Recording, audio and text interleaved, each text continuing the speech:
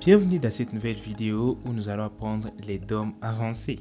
À la fin de cette vidéo, vous allez être en mesure de créer ces jolis sites e-commerce avec toutes les fonctionnalités grâce aux notions avancées des DOM. Pour suivre ces cours, je suppose que vous avez déjà suivi notre cours sur l'introduction aux DOM. Sinon, je vais laisser les liens dans la description et vous pouvez suivre ça facilement.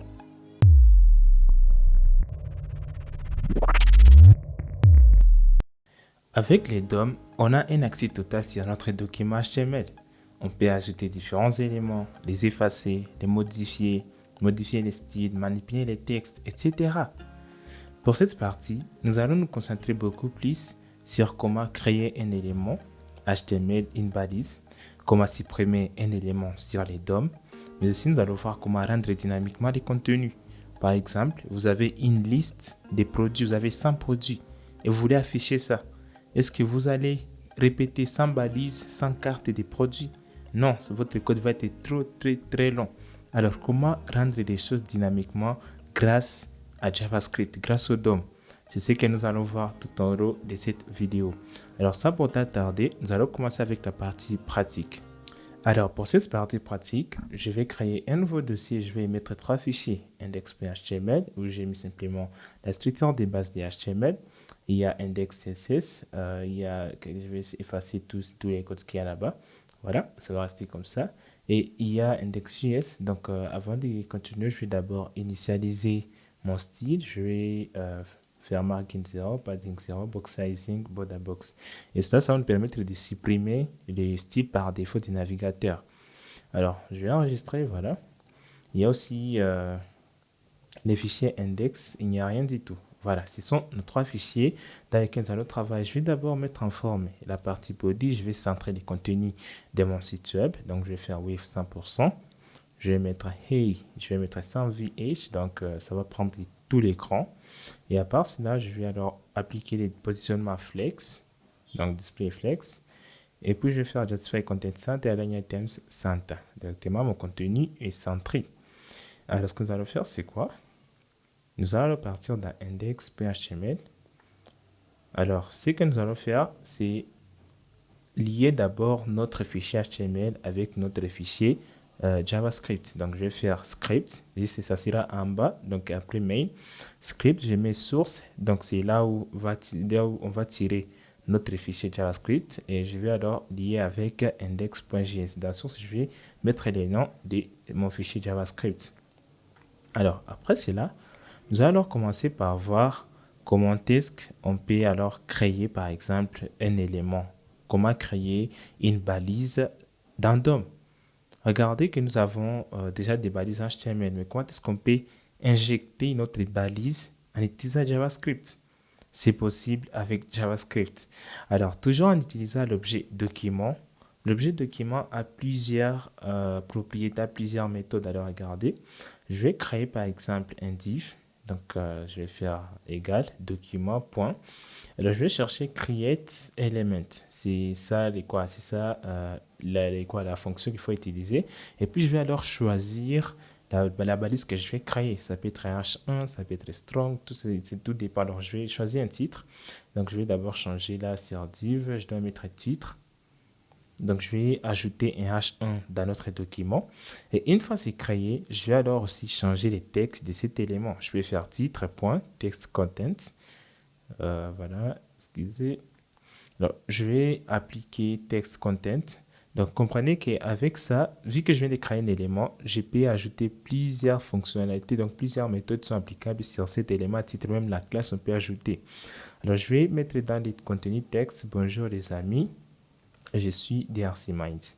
Je vais enregistrer. Alors, regardez très bien. Nous venons de créer notre balise, mais ça ne s'affiche pas dans les DOM. Mais pourquoi? C'est parce qu'il n'a pas encore spécifié là où nous allons mettre notre élément. Alors, je vais mettre mon élément dans main. Comment est-ce que je vais faire? Je dois d'abord sélectionner main. C'est la première des choses. Alors, je vais faire const main. Donc, ça sera const main égale document.querySelect. Donc, ce que je vais faire. Et après, je vais mettre dedans main. Alors là, je vais alors dire à main d'append child. Ça veut dire quoi? de prendre ces titres et de les mettre parmi ses enfants. C'est ça la méthode main.appendChild. Alors, cette méthode est applicable à toutes les balises. Donc, je vais faire main.appendChild. Regardez directement, les titres viennent d'apparaître dans les main. Alors, regardez dans la structure, je vais voir la structure des sites web. Vous allez voir que ce titre ici va apparaître dans la partie main. Regardez, dans main, nous venons d'avoir directement des titres. Vous voyez que nous venons de créer un élément et nous venons aussi de l'indexer dans notre page. Nous venons de l'ajouter dans notre page web. C'est que c'est possible de créer un élément dans les DOM en utilisant toujours du JavaScript. Alors voilà. Imaginons que nous avons un conteneur et que nous voulons alors ajouter des codes HTML. Comment est-ce qu'on va faire? Alors, je vais commenter. C'est qu'avec cette partie, nous allons voir comment alors intégrer. On a vu comment est-ce qu'on peut intégrer un code HTML dans une balise, comment est-ce qu'on peut les faire en fond d'un élément parent. Mais comment est-ce qu'on peut alors créer des balises en JavaScript et les intégrer directement dans un conteneur? C'est ce que nous allons voir avec quelques propriétés comme inner.html. Alors, je vais vous montrer. Attendez, je vais d'abord écrire les commentaires. Donc, voilà. Je vais créer premièrement une carte. Donc, ça sera un div qui a une carte. Donc, je vais faire document.createElement, ça sera div. Je vais créer un div, voilà. Et à part cela, dans cette carte, alors, je vais, par exemple, ajouter une classe, bien sûr. Donc, une fois qu'on vient de créer un élément, vu que c'est une balise HTML, on peut appliquer toutes les propriétés possibles sur une balise qu'on a tirée dans HTML. Alors, ce que je vais faire, c'est quoi? Après avoir ajouté la classe carte, je peux alors commencer à créer, par exemple, les codes HTML que je vais injecter dans cette balise là-bas. Et comment est-ce que je vais procéder? Donc, je vais faire const balise égale. Et là, je vais alors insérer les balises que je vais afficher. Par exemple, je peux mettre là-bas HD, hey, voilà, hey les gars. Donc, je vais insérer les balises HD, donc la balise HD dans divCart. Alors là, je vais utiliser la méthode inner.html. Alors, regardez, donc j'ai sélectionné l'élément parent et puis j'ai appliqué la méthode inner.html et là, j'ai mis la balise que je vais ajouter dans cet élément parent. Et c'est comme ça que ça marche. C'est que pour les textes, on utilise text content, mais pour ajouter des balises dans un élément parent, on utilise inner.html. C'est comme ça que ça marche. Regardez. Alors, ce que je vais faire, c'est quoi? Je vais ajouter aussi cette carte à l'élément main. Regardez ce que ça donne et ça s'affiche. Il y a les titres qui est là. Je vais inspecter, vous allez voir réellement ce que ça va donner dans l'élément. Voilà, dans les Chrome. Donc ça, c'est ça les Chrome Developers Tools qui vous permet de débugger nos applications HTML, nos applications bien sûr. Alors, regardez très bien. Il y a directement les titres qui a été créés dans les divs cartes et les divs là qu'on a créés. C'est que nous pouvons créer et ajouter des codes HTML. Alors, je vais simplement mettre en forme cette classe que j'ai ajoutée sur la balise la carte. Alors, je vais faire, par exemple, je vais définir la longueur et après, je vais définir la hauteur et je vais mettre une couleur de fond. Regardez. Cette fois, je mets la scroll. Regardez directement, ça s'applique automatiquement parce que en réalité, j'ai créé un div et j'y ai ajouté un titre. C'est que ce titre est dans un div. Alors, vous voyez que c'est trop cool vraiment d'avoir cette fonctionnalité. Alors, nous allons voir, nous allons découvrir alors comment afficher une variable et la valeur d'une variable en utilisant DOM. Alors, pour ce faire, je vais ajouter une variable. Donc, je vais créer une variable que je vais appeler, par exemple, je peux l'appeler un nombre. Donc, je vais mettre n'importe quel nombre. Donc, je vais acheter 20. Et puis, je vais afficher cette variable. Il a donc un texte avec cette variable et la valeur de cette variable. Alors, pour procéder, donc, je vais appeler cette variable âge. Et pour procéder, ce que je vais faire, c'est quoi? Je vais utiliser la notation template string. Donc, je vais ajouter des backticks. Et là, je vais alors ajouter mon texte en utilisant aussi l'extension, donc la structure. Donc, je vais mettre $ entre accolades. Je mets alors les noms de la variable. Regardez, bonjour, je suis Darcy Minds et j'ai. Donc, je mets $, accolade et puis les noms de la variable.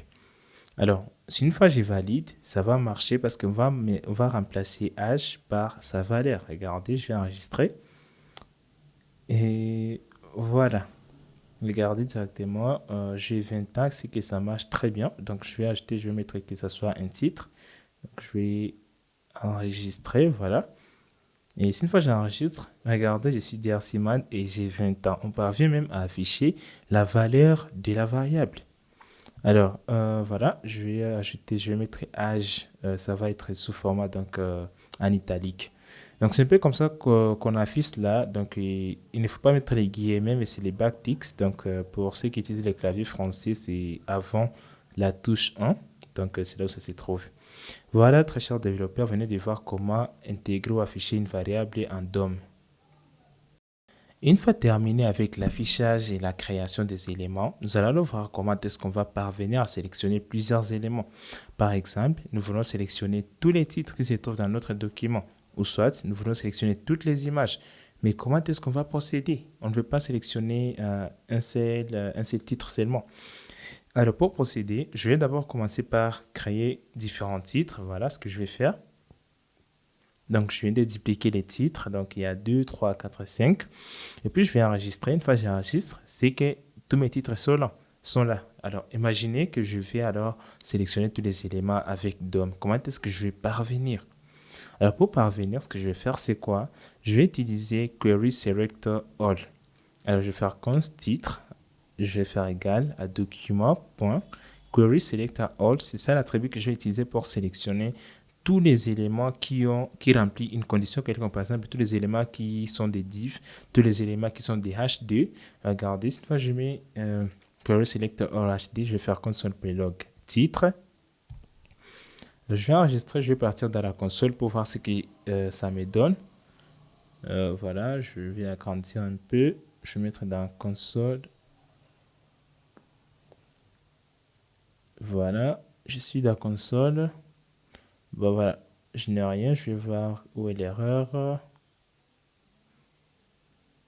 Voilà, les HD devraient être entre guillemets. Ok, je vais enregistrer, je vais voir. Il y a toujours une erreur, je vais voir. Sauf qu'on m'affiche un seul titre, je vais voir. Oh, voilà, donc j'ai affiché les titres qu'on a sélectionnés, ce que je dois mettre titre au pluriel. Voilà, c'est la variable que j'ai créée. Alors regardez très bien directement dans la console. Voilà.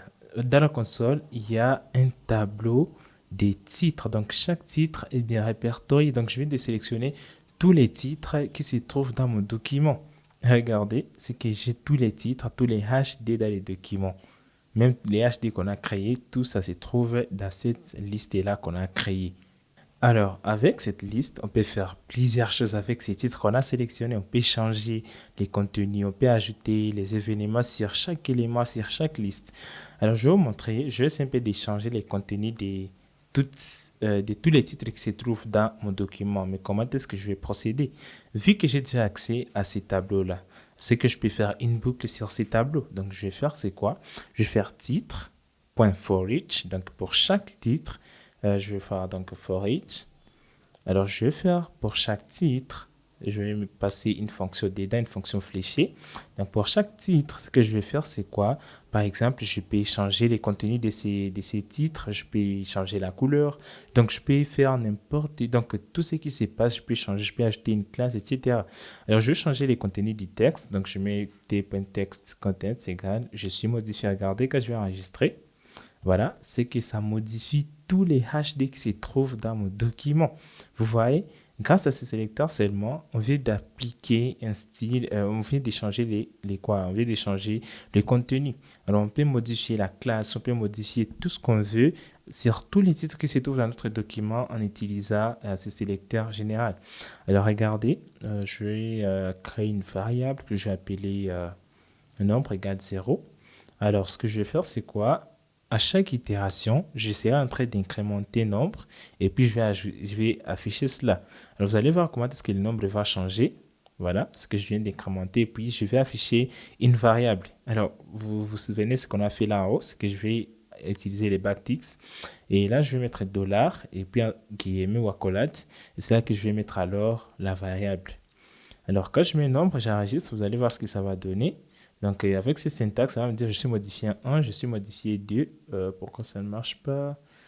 Il y a une erreur, j'ai mal écrit. Ce que je vais faire, ce sera plus égal. Voilà. Je vais enregistrer, regarder ce que ça donne. 1, 2, 3, 4 et 5. Parce que j'ai 5 titres, il y a eu 5 itérations. C'est pour cela que nombre se trouve à 5. Voilà donc ce qu'on peut faire. On peut faire plusieurs choses avec cette syntaxe et c'est votre esprit de créativité qui va vous permettre alors d'avancer. À part la sélection multiple, parlons maintenant des événements. En JavaScript, il existe plusieurs événements. Alors, je vais partir sur Chrome et je vais taper événement JavaScript. Vous allez voir qu'il existe plusieurs événements et c'est à nous alors d'en profiter, d'utiliser les événements dont nous avons besoin. Alors, regardez, je vais cliquer sur MDN parce que c'est une référence vraiment la plus utilisée sur les nets. Alors, regardez, là, il y a différents types d'événements. On explique tous les types d'événements. On explique comment intégrer chaque événement, etc. Il y a les événements qui concernent la souris. Il y a les événements qui concernent les claviers. Il y a les événements qui concernent la fenêtre entière, etc. Est-ce que vous allez voir qu'il y a plusieurs événements. Mais heureusement, on n'utilise pas tous les événements. On utilise les événements dont on a besoin. Parce que à quoi bon d'utiliser un événement qui ne sera pas utile dans notre application? Alors voilà, ce que nous allons faire, c'est quoi? Nous allons alors intégrer ces différents événements dans notre projet. Dans le projet passé, dans la section, donc la vidéo sur les DOM, on a vu comment utiliser l'événement click. Dans cette vidéo, nous allons essayer un peu d'améliorer notre événement, donc d'améliorer un peu notre code, en fait d'échanger certains événements et de découvrir certains événements. Alors voilà, ce que je vais faire, c'est quoi? Je vais ajouter un bouton dans notre site web. Voilà, je vais partir. Donc, je vais commenter d'abord. Je vais ajouter un commentaire, événement. Comme ça, là-bas, ce que je vais faire, c'est quoi? Je vais partir dans DOM. Donc, voilà. Premièrement, nous allons parler des double-clics. Ça sera les premiers cas. Mais avant tout, ce que je vais faire, c'est quoi? Je vais créer un bouton dans HTML pour commencer parce qu'on ne peut pas sélectionner une chose qu'on n'a pas encore créée. Alors voilà, je vais commencer, je vais faire bouton avec la classe btn. Donc je vais mettre d'abord les contenus, par exemple, je vais mettre test bouton et je peux ajouter une classe que je vais appeler btn. Alors, je vais partir dans JavaScript. Ce que je vais faire, c'est quoi? Je vais devoir sélectionner alors le bouton. Ce que je vais faire, const btn sera égal à document.querySelector, les noms de la classe. Donc, ça sera .btn. Voilà. Une fois c'est fait, nous devons alors ajouter un événement sur ces boutons. Lorsqu'on clique sur ces boutons, ça doit marcher. Et comme je vous ai dit, on va faire un btn.addEventListener. Donc, c'est un écouteur d'événements. Et les premiers paramètres, premièrement, c'est les noms de l'événement. Alors, regardez, il y a plusieurs événements. Alors, nous, on cherche l'événement double-clic. Mais où est-ce qu'on va trouver ça? Alors, regardez dans cette liste, il y a plusieurs événements vraiment. Et tous ces événements ont leurs particularités et ont leur endroit d'utilisation. Alors, ici, sur mouse, regardez, il y a click. Alors, moi, je vais chercher double click. C'est ça l'événement, le nom de l'événement que moi, je cherche. Alors, regardez, il y a 2B click. Voilà, je vais taper là-bas. Alors, une fois c'est fait, les deuxièmes paramètres, ça va être alors la fonction qui va s'exécuter lorsqu'on va double-cliquer sur les boutons. Alors, moi, ce que je vais faire, premièrement, je vais lancer l'alerte. Je vais dire, par exemple, salut. Voilà. Donc, je vais enregistrer je vais rentrer, je vais essayer un peu de double-cliquer sur mon bouton que j'ai créé. Oh, ça ne marche pas. Mais c'est quoi l'erreur? Alors, l'erreur que nous avions commis, c'est quoi? J'ai mal écrit, voilà, j'ai mal écrit double-click. Donc, c'est pour ça que ça ne marche pas. Alors, regardez, ce que je vais faire, c'est quoi? Je vais essayer un peu de faire dans les codes. Je vais me documenter pour voir si une fois j'ai bien écrit les noms de l'événement. Alors, regardez, double click. Donc, j'ai laissé un L, voilà, L, j'ai laissé ça. Donc, c'est double click. Alors, regardez ce que je vais faire. C'est une fois que j'ai double clic, voilà, félicitations, directement, nous venons de supporter l'événement double clic. Alors, à part cela, à part double clic, il y a d'autres événements. Ils sont pleins vraiment et nous allons découvrir ça. Par exemple, il y a les événements concernant la souris. Il y a les mouse over, il y a les mouse out. Donc, lorsque la souris arrive sur un élément, etc. Alors, je vais essayer avec mouse enter. Donc, lorsqu'on va mettre la souris ici à l'élément, regardez ce que ça va donner. Une fois, je change les noms regardez, quand je mets simplement la souris sur les boutons, il y a la fonction qui est exécutée directement. Vous voyez que c'est trop cool, non? Alors, il y a aussi il y a d'autres événements, ils sont vraiment nombreux. C'est alors à vous d'utiliser, de tester et de voir comment est-ce que ça marche. Et surtout, n'arrêtez pas de vous documenter. Alors, ce que je vais faire, c'est quoi? Je vais parler un peu, à part les mouse over, les mouse int, etc. Il y a un autre type de quoi? Il y a un autre type d'événement. Par exemple, pour les clics, ça va supporter à chaque fois qu'on est en train de cliquer sur un élément. Donc, lorsqu'on clique, c'est là que ça va déclencher. Et les clics est beaucoup plus utilisé dans les web. Voilà. Donc, c'est un peu comme ça. Nous allons alors voir deuxième cas qui est le formulaire. Nous allons voir comment alors on va gérer notre formulaire. Pour commencer, nous allons d'abord créer un formulaire avec la balise form. Et dans ce formulaire, nous allons ajouter un label et un input. Voilà, je vais procéder par créer un label. Donc, on va mettre un nom et un input. Voilà. Ce que je vais enregistrer, je vais ajouter la classe sur l'input. Par exemple, je peux l'appeler nom. Voilà, c'est ça le nom de la classe. Je peux simplement mettre un peu, je peux agrandir. Donc, je vais partir dans CSS et ajouter juste un petit style pour que notre input puisse être un peu grand. Donc, ce que je vais faire, voilà. Je vais essayer un peu, je vais faire padding. Donc, je vais ajouter l'espace à l'intérieur des 1 rem et 0.5 rem à gauche. Voilà, une fois c'est fait, je vais enregistrer, regarder notre input est là. Alors, quels sont les événements qu'on va ajouter à notre input? La première des choses, c'est quoi? Il y a par exemple l'événement lorsqu'on est en train de taper. Je ne sais pas si vous avez déjà remarqué, il y a des sites où lorsque vous êtes en train de vous inscrire, il y a une validation automatique. Donc, lorsque vous tapez directement, on est en train de vous montrer ce qui se passe. Et comment est-ce qu'on va parvenir à le faire? On n'a qu'à ajouter un vecteur d'événement sur cet input. C'est pour cela, dans JavaScript, nous allons commencer par sélectionner cet input là-bas. Donc, je fais const input égale à document.querySelect et puis la classe qu'on a donnée à cet input, c'était non. Alors, à part cela, ce que je vais faire, c'est quoi? Je vais alors ajouter l'événement. Alors, je vais d'abord faire console.log. Donc, excusez, je vais ajouter un événement. Et l'événement, ça va être, il y a différents événements concernant l'input. Regardez. Je vais vous montrer, il y a différents événements. Voilà, il y a key press, key down. Donc, lorsqu'on est en train de se taper sur les claviers, donc c'est ça key press. Et qu'est-ce qui va alors se passer? Alors, nous devons passer un paramètre l'événement. Donc, c'est ça et. Donc, c'est un événement. Donc, c'est une variable qui nous est donnée par l'écouteur d'événements pour que nous puissions savoir ce qui se passe réellement pour cet élément. Alors, regardez, je vais faire console.log et. Donc, ce sont les détails sur l'événement là qui se passe. Je vais faire ça inspecter. Je vais commencer à taper dans l'input. Regardez. Je vais taper dans console. Je vais commencer à taper. Regardez, on me donne la variable i. Donc, c'est tout ce qui se passe sur quoi? Tout ce qui se passe sur cet événement-là que nous sommes en train de faire. Alors, ce que nous allons faire, c'est quoi? Avec cet élément-là, on peut voir directement la valeur qu'on est en train de taper. On peut accéder à plusieurs autres attributs, à plusieurs autres propriétés de cet élément-là, de cet input.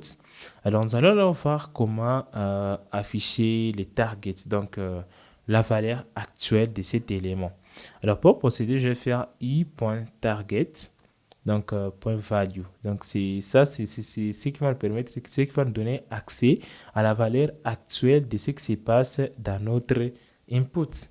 Alors, j'ai une erreur. Voilà, regardez ce que je tape. Regardez, c'est que tout ce que je tape, je peux avoir accès à cela. Et c'est pour cela que vous allez voir lorsque vous tapez, lorsque vous cessez par exemple l'adresse mail qui est incorrecte, on peut directement vérifier, on vous dit non, cette adresse mail n'est pas encore correcte, il faut que ça soit correct. Alors, il y a plusieurs événements qui concernent les mouse, donc lorsque vous êtes en train de taper, il y a mouse over, il y a on key press, il y a on key down, etc. Et nous allons voir les plus utilisés ensemble lorsque nous allons commencer avec les projets. Alors, je vais essayer un peu avec je vais essayer avec les key app, voilà. Alors, c'est un événement aussi qui concerne toujours les claviers lorsqu'on s'est en train de taper. Alors, regardez directement, ça marche et vous voyez, donc c'est automatique. Avec les key down, on avait un petit retard, mais avec les key press, avec les key press, on a les real time data. Alors, nous allons voir alors comment est-ce qu'on va prendre cette valeur-là et modifier et commencer à afficher cette valeur-là dans nos différents titres. Alors, je vais vous montrer ce que je vais faire. C'est quoi? Je vais commenter ces titres-là. Donc, voilà. C'est un peu de commenter ces codes. Donc, je vais voir comment faire. Voilà. Juste commenter ces codes. Et alors, une fois que j'ai déjà sélectionné les titres, ce que je vais, c'est d'afficher différents contenus dans les différents titres que j'ai créés. Voilà, alors pour procéder, ce que je vais faire, c'est quoi? Voilà, je vais un peu démonter. Alors, j'ai déjà sélectionné tous les titres et c'est un array. Alors, lorsque nous sommes en train de taper, nous allons alors, au lieu de que text content puisse être un texte qui n'est pas modifiable, je vais copier ce code-là. Je vais venir copier ça ici. Alors, donc, je vais faire une boucle pour chaque titre. Alors, sauf que les text content, ça va changer. Donc, je veux que les contenus de ces textes puissent être ce que je serai en train de taper dans les navigateurs ou dans l'input. Alors, regardez, je vais copier cette variable là-bas ou cette valeur. Je peux taper, par exemple, je suis en train de taper ou vous êtes en train d'écrire. Donc, vous écrivez, voilà, je vais enregistrer. Et directement, ce que je viens de dire là-bas, c'est que pour chaque titre, je veux que les contenus puissent être ce que nous serons en train d'écrire. Regardez ce que je vais faire. Regardez, quand j'écris directement, les contenus de ces titres-là viennent d'échanger. Les 5 titres-là subissent la même modification. C'est qu'on peut ajouter l'événement sur chaque titre aussi et c'est possible d'ajouter un événement sur chaque titre. Eh bien voilà, chers développeurs, ce sont là les bases de JavaScript. Donc, si vous comprenez cela, c'est que nous sommes prêts déjà à commencer avec les projets. Voilà, sans pour t'attarder, nous allons commencer avec les projets. Pour les projets, vous allez retrouver dans la description de cette vidéo les liens GitHub pour notre projet. Alors, il y a les dossiers initial et les dossiers final. Et nous allons travailler beaucoup plus sur les dossiers initiaux, c'est là où il y a les codes de base. Et les dossiers finaux, c'est là où se trouvent les codes finaux pour notre site e-commerce. Alors, il y a toute la documentation que vous pouvez lire. Alors, moi, je vais venir là-bas, je vais cliquer sur copier. Alors, je vais partir cloner ces projets dans ma machine locale. Alors, pour que ça marche, vous devez avoir Git installé sur votre machine. Alors, vous pouvez taper sur Google Git Download et il va vous donner les liens. Alors, je vais ouvrir le terminal, je vais faire Git clone et puis les liens que j'ai copiés. Alors, cette commande va faire quoi? Ça va cloner, donc ça va prendre tous les fichiers et ça va mettre ça dans ma machine locale. Alors, regardez. Si une fois je valide, Git va télécharger tous les contenus de mon site web, tous les contenus d'essai que j'ai créés et ça va rendre ça disponible dans ma machine locale. Alors, une fois c'est fait, je vais fermer cette fenêtre, je vais amener ces dossiers, voilà, je vais déposer ces dossiers ici, je vais l'amener, voilà. Les dossiers que j'ai clonés est là et je vais leur devoir ouvrir ça dans VS Code, donc double-cliquer sur les dossiers. Comme je vous ai montré, il y a des dossiers, donc nous allons utiliser initial, donc final, c'est ça, les projets finaux, donc tous les codes sont là. Et nous allons d'abord commencer par le projet initial. Je vais ouvrir ça avec VS Code. Et une fois ouvert avec VS Code, vous allez retrouver qu'il y a ici 4 fichiers. Il y a data.js, index.html, index.js et style.css. Donc, c'est ça, sont là les fichiers que nous allons utiliser. Il y a d'autres qui vont s'augmenter bientôt, mais concentrons-nous d'abord sur ça. Alors, pour HTML, il n'y a rien de spécial, il n'y a que des balises. Voilà, je vais démarrer les serveurs. Et une fois le serveur démarré, j'attends un peu. Donc, je vais attendre un peu. Voilà, le serveur vient de démarrer. Et regardez, c'est ce qui se trouve pour le moment dans notre site e-commerce. Alors, je vais fermer cette partie. Et voilà. Alors, regardez, nous avons déjà notre barre de navigation. Je vais simplement vous expliquer. On a importé quelques icônes pour Font Awesome. Je vais essayer un peu d'agrandir. Voilà. Alors, regardez ce que ça va donner. tout ce que vous voyez là-bas se trouve dans nos codes HTML. C'est juste qu'on a ajouté juste quelques styles. Mais tout se trouve, regardez, il y a Shopify. Shopify a les noms des sites web se trouvent là. Vous pouvez changer comme vous voulez. Et c'est un lien. Alors, à part cela, il y a accueil, il y a la partie sur à propos, etc. pour la navigation. Et à part cela, il y a les formulaires, quoi, il y a l'input là que vous voyez pour chercher. Et à part cela, il y a action. C'est là, il y a la carte et donc les produits que l'utilisateur a déjà acheté. Il y a le bouton like pour voir les nombres de produits que l'utilisateur a liké. Il y a la photo du user, c'est ça la photo des profils de l'utilisateur. Alors, à part les headers, c'est là qu'il y a alors le contenu principal. Et là, il y a par exemple pour la première partie, il y a les filtres. Et c'est ce que vous voyez. Donc, il y a accueil et il y a filtré à gauche. Alors, voilà, c'est un peu ça. Donc, la structure des bases, ça n'a pas d'importance pour moi. Je vais devoir effacer ça. Voilà. Alors, quand j'enregistre, voilà ce que nous avons pour le moment. Et la section produits, alors, c'est là où nous allons insérer nos produits. C'est là où nous allons afficher nos différents produits. Alors, ne vous inquiétez pas pour les styles parce que les styles, je l'ai déjà fait pour vous. Ça se trouve dans les fichiers style.css. Vous pouvez modifier ça comme vous voulez. Et enfin, j'ai importé les fichiers JavaScript en tant que module. Surtout, n'oubliez pas d'ajouter type module. Alors, il y a un autre fichier data.js. C'est là où il y a alors nos différents produits. Alors, pour chaque produit, on a l'ID, l'image, on a les noms, la description, on a aussi la catégorie. Donc, ce sont là différents produits que nous avons. C'est comme notre base de données, mais qui est locale, je vais dire. Et à part cela, il y a dans Assets, il y a alors différentes images que je vais utiliser pour notre site web. Et enfin, il y a des fichiers CSS. Et c'est là où il y a tout notre code pour la mise en forme. Pour que vous pouvez voir la barre de navigation là-bas, c'est qu'on a utilisé CSS. Et tous les codes sont là. Nous n'allons qu'ajouter les classes. Alors, nous allons commencer premièrement par afficher les différents produits. Alors, comment est-ce qu'on va procéder? Je vais venir dans JS, donc dans Index.js, c'est là où nous allons écrire tous nos codes. Alors, ce que je vais faire, c'est quoi? Je vais d'abord affichage du produit. Donc, c'est ça, la première fonctionnalité, c'est laquelle nous allons travailler. Alors, je vais vous montrer dans les fichiers data, il y a c'est un tableau des différents produits. Alors, comment est-ce qu'on va parvenir à les faire? Première des choses, je vais d'abord sélectionner les conteneurs des produits. Donc, je vais faire product container. Je vais appeler ça document query selector. Alors, je vais prendre les noms de la classe. Voilà. Donc, la classe produit. Donc, c'est que je vais sélectionner. C'est ça les containers dans lesquels nous allons injecter d'autres produits. Alors, je vais les faire. Je vais faire alors. Je vais devoir. Excusez. Alors, ce que je vais faire, c'est quoi? Je vais devoir importer les codes. Donc, les différents produits. Alors, pour ce faire, ce que je vais faire, c'est quoi? Je vais importer, c'est quoi? Vous regardez, j'ai mis export data. Une fois c'est exporté, je peux l'importer facilement dans JavaScript. Et c'est pour cela même, il y a eu, lorsque j'ai importé ça dans HTML, j'ai mis type égale module. Donc, parce que ce sont les modules qui nous permettent d'importer, d'exporter différents codes. Alors, je vais importer les noms de la variable, c'est data. Donc, je vais importer, excusez, je vais importer data from et puis je spécifie les fichiers dans lesquels se trouvent les tableaux. Voilà, une fois c'est fait, je vais enregistrer et une fois j'enregistre et surtout pour data.js, ne laissez pas .js. Une fois j'enregistre, je vais alors faire console.log data. Nous allons voir si une fois notre importation a bel et bien marché. Je vais partir dans la console, je vais voir ce qui va se passer. Voilà, j'ai un tableau directement, on m'apporte tous les produits.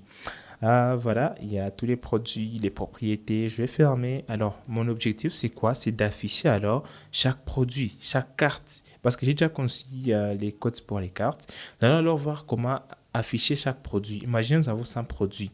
Si une fois, on s'est mis à créer juste des HTML pour chaque produit, ça va nous prendre beaucoup de temps. Et ça sera de la répétition.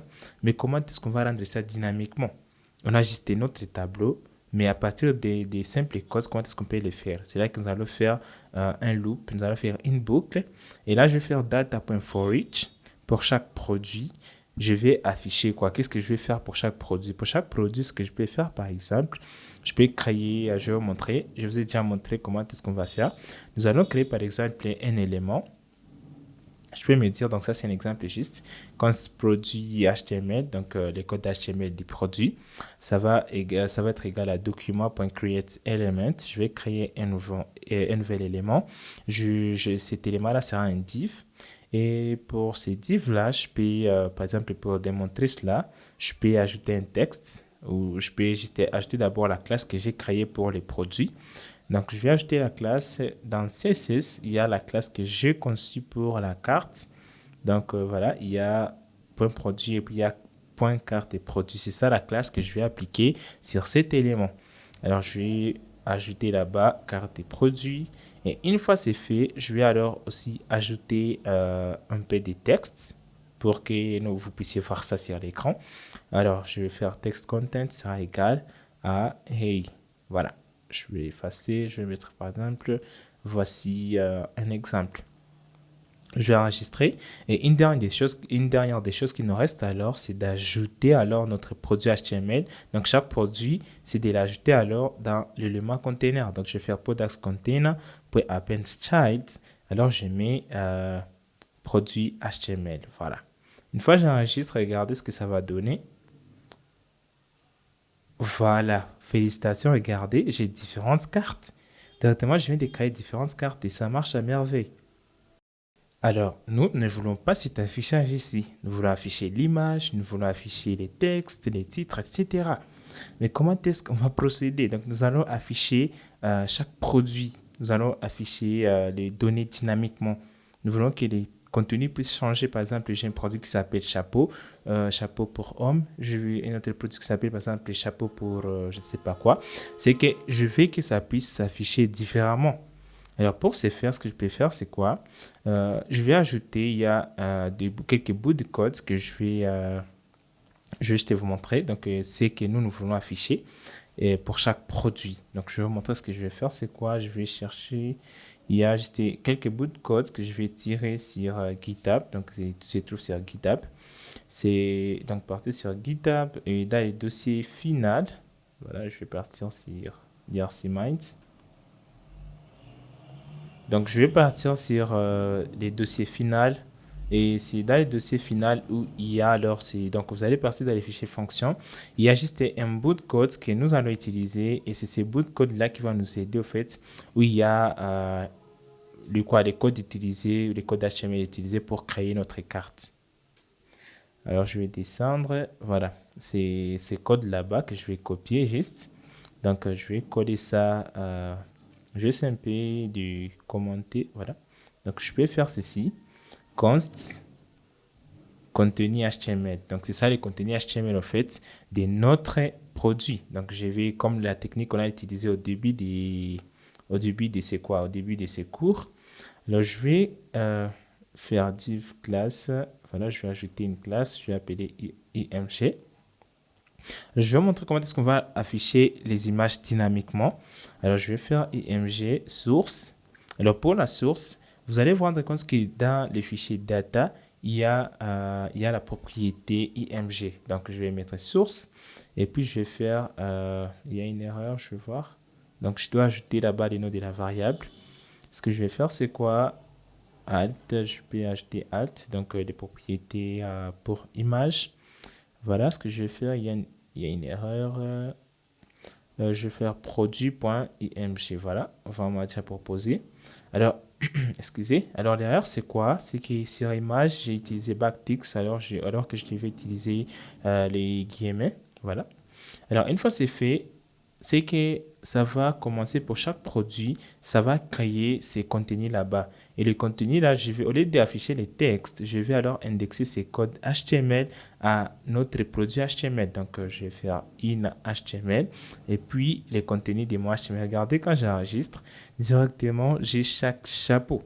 Alors, les codes ici veulent dire quoi? Pour chaque produit, créer un élément, créer un fichier ou créer un élément HTML, créer une balise image. Et dans cette balise image, il faut ajouter alors les liens ou les chemins qui mènent vers cette image. C'est pour cela que vous allez voir que pour chaque produit, il y a les images qui ont changé. Alors, nous allons améliorer cela en ajoutant les icônes. Nous allons ajouter les titres, etc. Et les bouts de code se trouvent sur GitHub. Vous pouvez juste venir et copier cela. Ou soit une fois que vous avez déjà cloné, vous avez aussi accès au dossier final. Et d'ailleurs, regardez dans les fichiers fonctions, c'est là où tout se trouve. Alors, ce que je vais faire, c'est quoi? Je vais créer un nouveau fichier que je vais appeler fonction. Et les rôles de ces fichiers, c'est là où nous allons mettre nos différentes fonctions pour générer des codes HTML. Donc, ça va nous épargner d'avoir plusieurs codes dans les fichiers index.js. Alors voilà, j'ai créé par exemple generate product HTML. Donc, c'est une fonction qui va prendre en paramètre des produits en question. Donc, un seul produit et ça va générer les codes HTML dynamiquement selon les produits. Par exemple, le nom du produit pour les premiers produits, c'est chapeau homme ou chapeau cowboy. Ça va changer. Donc, ça va sera en train de changer les données dynamiquement selon les contenus de chaque produit. Donc, selon la variable ou les produits qu'on a passé en paramètre. Alors, je vais venir ici dans HTML, dans index.js. Ce que je vais faire là où on était en train de générer les contenus HTML, je vais effacer ça. Alors, je vais appliquer directement la fonction generate HTML, product HTML. Donc, je vais l'importer. Moi, j'ai une extension auto-import qui me permet d'importer facilement les fonctions. Donc, pour cette fonction, je vais passer alors en paramètre les produits. Vu que nous sommes dans une boucle, c'est que les données changent par itération. Et pour chaque itération, je vais passer les produits là-bas. Je vais essayer un peu d'enregistrer. Voilà, il y a une petite erreur, je vais voir. Voilà, je vais voir generate, on me dit quelle erreur. Voilà. Alors, l'erreur qui est là, c'est que je n'aime pas encore enregistrer les fichiers fonctions.js. Voilà, donc c'était ça l'erreur. Je n'avais pas encore enregistré ça. Donc, je vais fermer et regarder directement. Il y a nos produits qui sont là. Regardez comment est-ce que ça se structure. Donc, pour chaque produit, les données changent dynamiquement selon les données. Donc, je peux ajouter, par exemple, dans les fichiers data, un autre produit. Et si une fois j'ajoute là-bas, c'est que ça va changer aussi les contenus. Alors, regardez, il y a tout ce qu'il y a. Donc, il y a les textes, la catégorie, il y a les noms, il y a, pour les photos, il y a les prix. Et à part les prix qui changent aussi dynamiquement, il y a les prix actuels, il y a les couleurs, etc. C'est que ça marche. Alors pour les styles, vous pouvez juste venir checker, il y a tout ce qu'il y a là-bas pour tout ce qui concerne les CSS. Tous les codes CSS sont dans les fichiers style.css. Alors regardez, très chers développeurs, notre site web, notre e-commerce commence à avoir un peu de forme, ça commence à être très joli. Alors, ce que nous allons faire, c'est quoi? C'est qu'est-ce qui va se passer lorsqu'on va cliquer sur cet élément. Mais avant tout, nous allons d'abord travailler sur la fonction recherche. Nous voulons que la fonction recherche puisse marcher. C'est ce que nous allons travailler pour le moment. Mais avant de continuer, cette fonction, donc cette fonctionnalité-là d'afficher les produits, je vais créer une fonction dans laquelle je vais mettre ça. Je vais vous montrer l'importance de cela.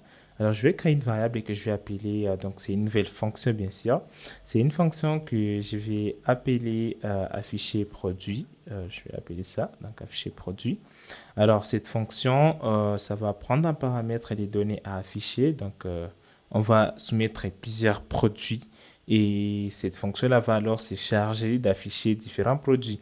Alors, je vais juste copier ça, je vais faire monter ça. Donc, sélectionner ça et faire Shift et puis la touche d'en haut, de direction en haut.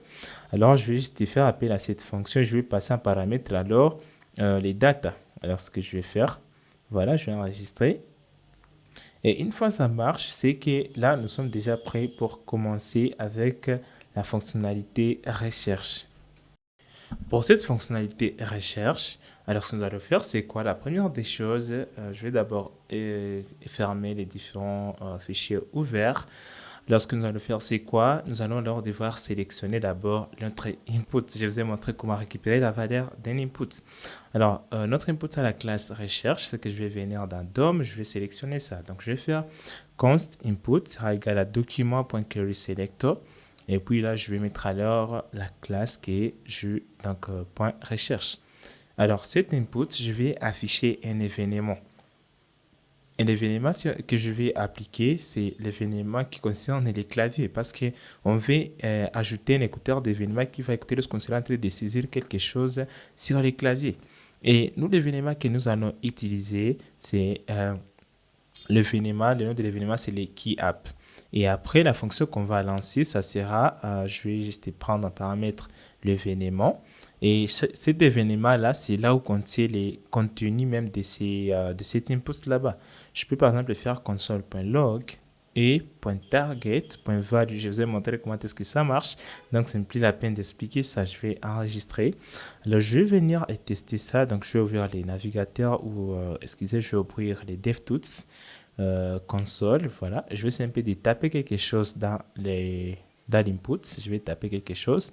Voilà, c'est que ça marche à merveille. Alors, ce qui nous reste là-bas, c'est quoi? C'est les filtres alors de nos produits. Devons filtrer nos produits selon les mots recherchés. Alors, nous allons commencer. Et la première des choses, c'est quoi? Je vais utiliser la fonction filtre de JavaScript. Donc, je vais faire const filtre sera égal à data. C'est nos produits. Donc, c'est là où est stocké tous nos produits. Je vais faire point filtre. Donc, c'est une méthode qui va nous permettre de filtrer. Donc, ça va prendre un paramètre un produit. Et pour chaque produit, ce que nous allons faire, c'est quoi? Pour chaque produit, donc pour chaque P, j'ai fait une fonction fléchée. Je vais checker est-ce que point produit, point nom, point include. Donc, c'est une fonction qui va nous permettre de tester si une fois le nom de notre produit contient, par exemple, un texte quelconque. Donc, les textes que je vais tester, c'est les textes qu'on sera en train d'écrire. Donc, je mets en paramètre i.target.value. Alors, je vais afficher console.log filtre. Je vais voir si une fois ça marche. Alors, je vais enregistrer, je vais partir dans le navigateur, je vais tester si une fois ça marche très bien. Donc, je vais ouvrir toujours donc je vais inspecter, je vais ouvrir notre DevTools. Et une fois c'est ouvert, ce que je vais faire, c'est quoi? Je vais simplement agrandir ici, voilà. Donc, je vais partir dans console. Je vais simplement taper. Regardez directement, on nous affiche les nombres d'items qui sont trouvés. Regardez. Si une fois je tape quelque chose qui n'existait pas, j'ai un tableau vide. Si une fois j'ai tapé quelque chose qui existe, directement me montre ce qui match avec ces mots là-bas. Alors, ce que je peux faire, c'est quoi? Ce que je peux ajouter une autre condition. Donc, je peux me dire, je vais d'abord transformer les noms en minuscules et puis je vais alors tester avec ce qu'on est en train de taper parce qu'il y a des mots qui ne sont pas trouvés tandis que ça existe mais c'est en majuscule. Donc, pour éviter cela, nous allons d'abord convertir les noms des produits en minuscules et puis nous allons checker avec les produits qui existent. Alors, regardez, c'est que notre recherche est optimisée. Donc, même si vous mettez les majuscules, même si vous mettez les minuscules, ça va toujours marcher. Alors, une chose qui nous reste, c'est quoi? C'est alors d'appliquer les modifications. Nous avons déjà les données filtrées, mais comment est-ce que nous devons alors afficher les produits selon les modifications? Alors, comme vous allez le voir, nous avons créé la fonction afficher produit qui peut en paramètre les produits affichés. Donc, je vais juste faire appel à cette fonction et je vais passer en paramètre alors le filtre qui est là. Donc, ce que je vais faire, au lieu des data, je vais passer alors filtre. Donc, c'est filtre qui nous donne les nouvelles données, les données filtrées qui matchent avec les mots recherchés. Je vais essayer voir. Oh, ça ne marche pas. Ça ne marche pas. Regardez, au lieu de marcher, ça commence à créer d'autres éléments. Je vais vous montrer comment est-ce qu'on va faire. Pour lutter contre cela, lorsqu'on sera en train de commencer à taper, nous allons alors devoir, premièrement, supprimer tous les contenus d'abord qui se trouvent dans Products Container. Une fois qu'on a déjà supprimé les contenus, voilà, je vais faire Products Container in HTML, ça sera vide. Donc, lorsqu'on commence à faire des recherches, on veut d'abord que in HTML puisse être vide. Et une fois c'est vide, comme ça, on puisse alors appliquer les nouvelles données. Donc, on puisse afficher avec les nouvelles données. Ça ne marche toujours pas. Voilà, je vais voir où est l'erreur. Alors, l'erreur se trouve au niveau de la fonction produit, donc afficher produit. Nous avons passé un paramètre produit, une variable que nous ne sommes pas en train d'utiliser. Nous utilisons l'ancienne variable data. C'est que nous allons effacer data. Et là, nous allons mettre alors produit. Donc, la variable est là que nous passons en paramètre. Et là, lors de l'appel de cette fonction, je vais alors devoir passer data entre parenthèses, donc pour fournir les données. Et là, ça doit marcher vu qu'on a déjà modifié la fonction. Alors, ce que je vais faire, c'est quoi? Je vais essayer, nous allons voir dans le navigateur, je vais essayer un peu de rechercher. Alors, je vais taper, par exemple, chapeau. Regardez, directement, ça commence à changer. C'est que ça va déjà, regarder, ça marche. Voilà, nous venons de voir comment faire des recherches avec notre application, avec notre site web, nous allons alors découvrir comment ajouter les interactions lorsqu'on va cliquer sur un produit. Mais avant d'ajouter cela, regardez, lorsque j'essaie un peu de chercher quelque chose qui n'existait pas, j'ai un écran blanc. En réalité, parce que j'ai un tableau vide. Alors, on peut gérer ces cas. Donc, par exemple, si nous faut chercher quelque chose qui n'existait pas, on peut afficher un différent message. Par exemple, aucun produit trouvé. Alors, pour ce faire, au niveau où nous rendons, par exemple, avant d'afficher les produits, je vais rendre la condition qui va tester si une fois notre tableau est vide. Si une fois notre tableau est vide, on rend qu'il n'y a pas de produits. Et si une fois ce n'est pas vide, on va rendre alors les produits. Alors, je vais faire if. Voilà, donc je vais faire if filtre point length, donc la taille de ces tableaux. Si une fois cette taille est supérieure à 1 ou à 0, cela veut dire que nous avons quelque chose, nous pouvons alors appliquer cette fonction-là et ça va marcher. Alors, je vais ajouter un else, cela veut dire que nous n'avons rien dans notre tableau, ce qu'on n'a rien trouvé. Alors, c'est là que nous allons alors afficher, je vais devoir créer un nouveau div. Voilà, ce que je peux faire, c'est quoi? Je peux venir créer un div, donc je vais faire const vide sera égal à document.create. Désolé. Document.create. Voilà, create elements. Alors, je vais créer un div et je vais appliquer, donc ça sera un titre, excusez. Et dans ce titre, je vais ajouter les textes. Voilà, je vais mal écrit, ça sera text content, donc vide.textcontent. Et une fois que j'ai fait text content, je vais alors mettre par exemple aucun produit trouvé. Donc vous pouvez mettre n'importe quel texte pourvu que ça marche. Alors, aucun produit trouvé. Voilà, je vais écrire. Et une fois que j'enregistre, ce que je vais faire, c'est quoi? Je dois alors ajouter ces titres-là dans notre container, dans les containers des produits. Je dois appendre aussi que ce soit en fond de ces containers. Donc, je vais faire quoi? Je vais faire produit container.append et puis je vais mettre vide. Donc, je vais que vide puisse aussi être en fond des containers. Alors, regardez, je vais enregistrer puis je vais tester. Je vais essayer un peu de rechercher. Nous allons voir ce que ça va donner. Ok, regardez, je vais taper quelque chose qui n'existait pas. Waouh, aucun produit trouvé. Donc, ça marche déjà avec notre fonction de recherche. Voilà, maintenant, très chers développeurs, nous allons alors voir comment est-ce que nous allons gérer lorsqu'on va cliquer sur un produit, comment est-ce qu'on va afficher ces produits là-bas. Donc, on va afficher un pop-up, une barre de dialogue, excusez. Alors là, ce que je vais faire, c'est quoi? Je vais utiliser la nouvelle balise dialogue, donc après produit. Je vais devoir ajouter la nouvelle balise dialogue. Donc, c'est une balise qui va me permettre de créer des dialogues en HTML. Ça en fait recours vraiment à trop de JavaScript, à ce qu'on faisait avant. Alors, ce que je vais faire, c'est quoi? Je vais faire dialogue, voilà. Et puis, je vais fermer. Après dialogue, je vais fermer. Et dans dialogue, ce que je vais faire, c'est quoi? Je vais d'abord ajouter un bouton pour fermer parce que lorsqu'on a une boîte de dialogue, on doit avoir un bouton pour fermer. Mais avant tout, je vais d'abord tester si une fois cette boîte va marcher. Donc, je vais enregistrer, je vais venir dans JavaScript. Donc, je vais aller sélectionner ça dans JavaScript et tester si une fois ça marche, bien sûr. Alors, je vais venir dans index, je vais créer une nouvelle variable. Je vais faire const dialogue, donc dialogue. Et voilà. Dialogue sera égal à document.querySelector. Et puis je vais mettre dialogue. Alors, ce que je vais faire, c'est quoi? Dialogue a des méthodes aussi. Alors, il y a des méthodes particulières pour l'élément dialogue. Par exemple, il y a la méthode .show. Il y a la méthode .show dialogue. Donc, ce sont des méthodes qu'il faut appliquer sur une balise dialogue pour que ça puisse s'afficher. Parce que par défaut, ça va se cacher et c'est grâce à JavaScript que nous allons lancer ça. Alors, avec show, ça ne marche pas.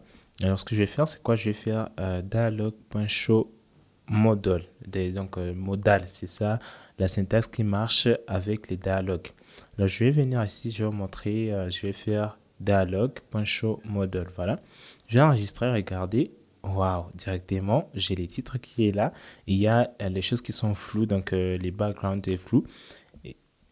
Et tout ça, ça s'est fait grâce au CSS. Vous pouvez voir les codes, les classes, etc. Alors, pour continuer, je vais d'abord commenter cela parce que C'est un événement qui doit être déclenché à chaque fois que nous allons cliquer sur chaque produit.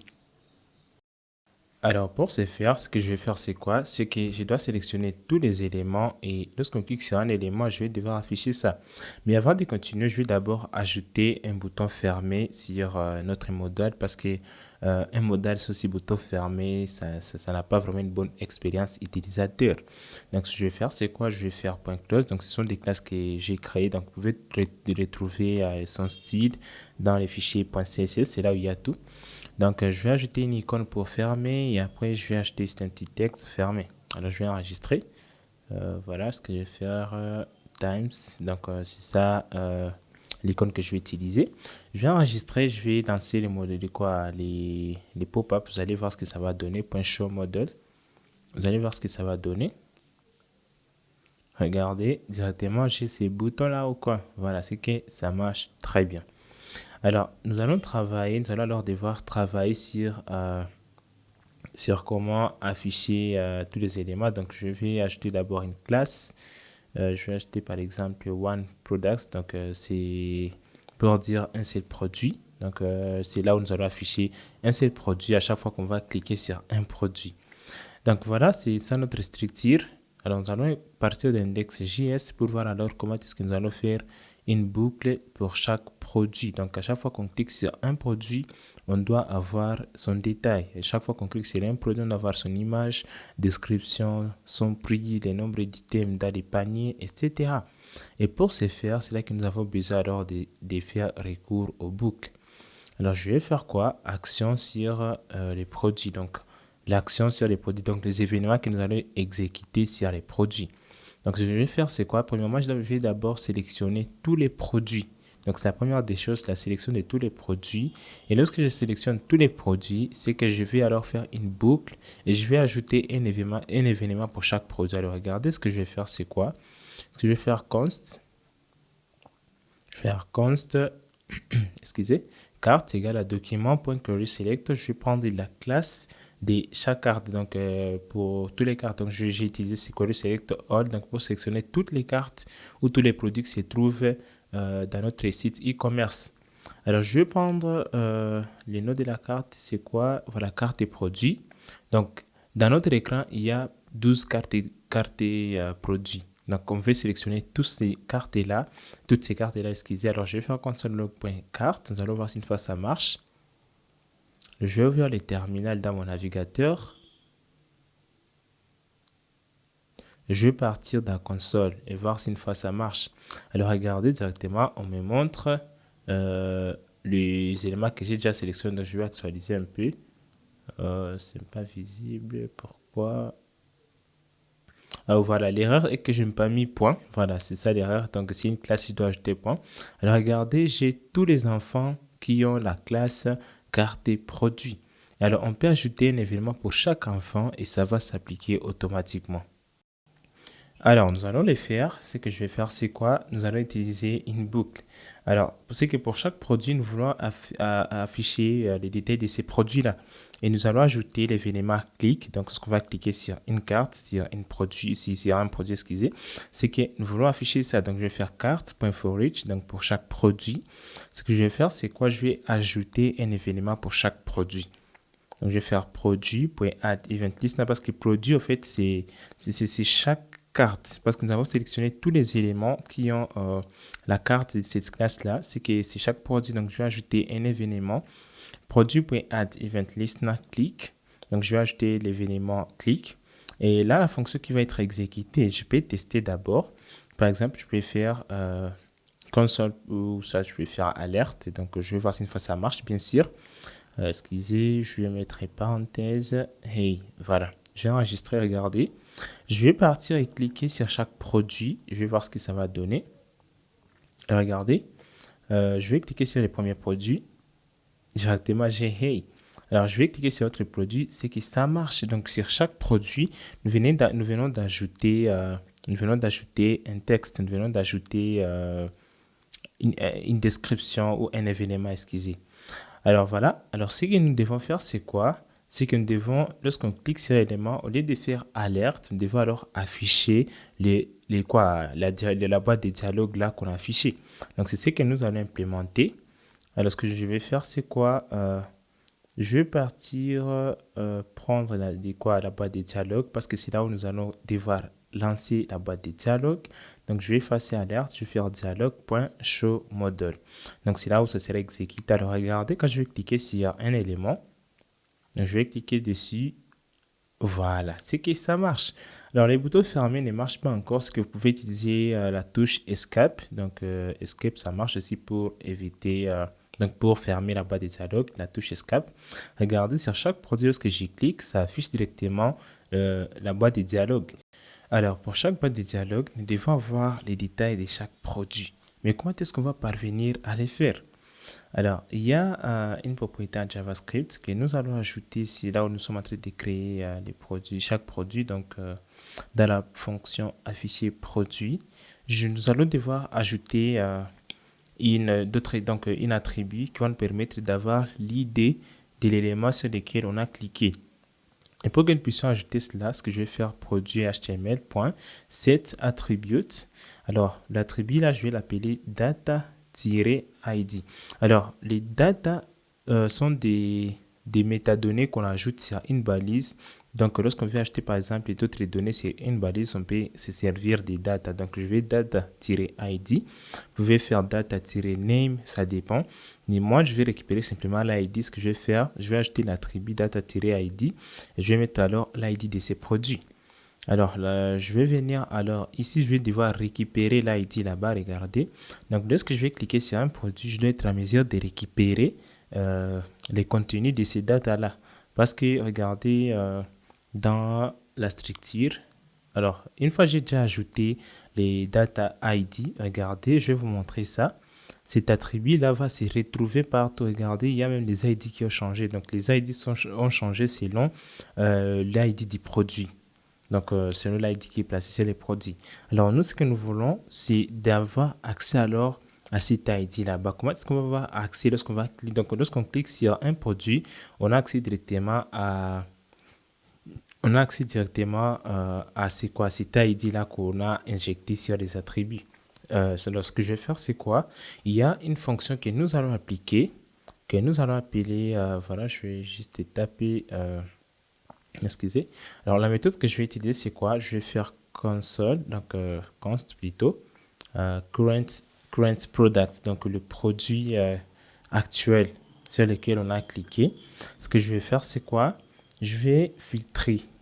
Alors, ce que je vais filtrer, tous les produits, je vais chercher simplement les produits qui matchent avec l'ID qu'il y a sur